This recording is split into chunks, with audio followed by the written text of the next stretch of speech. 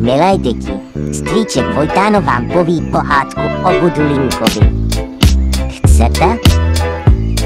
Tak poslouchejte.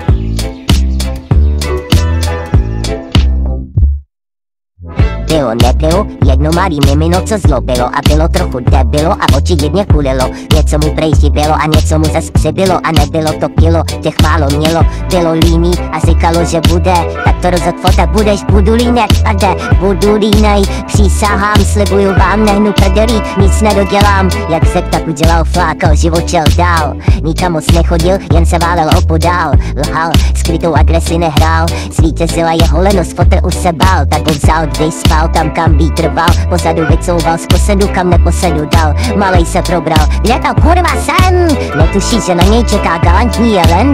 Den koziraný, já jsem galantní jelen. Projedu tě pohledem, ukředu tě jako len. Jsem den, co tě vzadu tlačí. Myslíte, to jednou stačí? Tady den koziraný, já jsem galantní jelen. Projedu tě pohledem, ukředu tě jako len. Jsem den, co tě vzadu tlačí. Myslíte, to jednou stačí?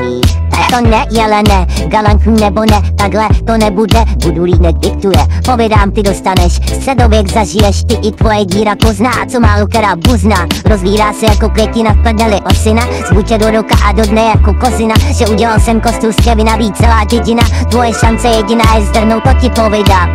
Jsem malý muž s velkou duší, schovej přede mnou svoji srnu, kámo, tato tuší, čekuj, moje uši jsou jak satelity, co tvůj signál duší. A ještě mi to sluší, a ještě mi to sluší, a ještě mi to sluší. Ty mý uši, ty mý uši, ty mý uši. Dobrý den, jazyvaný, já jsem galantní jelen. Projedu tě přehledem, já sedu tě jako len. Jsem ten, co tě vzadu tlačí. Myslíte, to jednou stačí? Jen co to jelen to řekl, popadl ho Budulínek a cloumal s ním o 106. Div, že z něj duši nevykřásl. Když už se zdálo, že dříve tak líný Budulínek zádyn zanechá, znovu zbrunátněl a zasypal jelena nevídanou salvou nadávek. Ty kurvo! Ulevil si Budulínek naposled a odhodil jelena se vší jeho galancí stranou. Dříve galantní, teď už jen starý, slabý, ubohý, bývalý deviantní Don Juan naposledy zvedl zrak. Pak už se jen pochcal, posral a hanbou nad svým zvráceným životem zdechnul. Budulínek nebyl rád, nebyl nerad, bylo mu to tak nějak fuk. Nasral si mě, ale takhle to skončit nemuselo. No což, kůži stáhnu, maso uvařím, kosti vlkům pohodím a převezmu vládu nad celým lesem. Dobrý den, já jsem ten, co na něm skapal jelen, zabil jsem ho pohledem, za ho peklem a pad ven. Jsem ten, co tu nyní vládne, neslyší námitky žádné.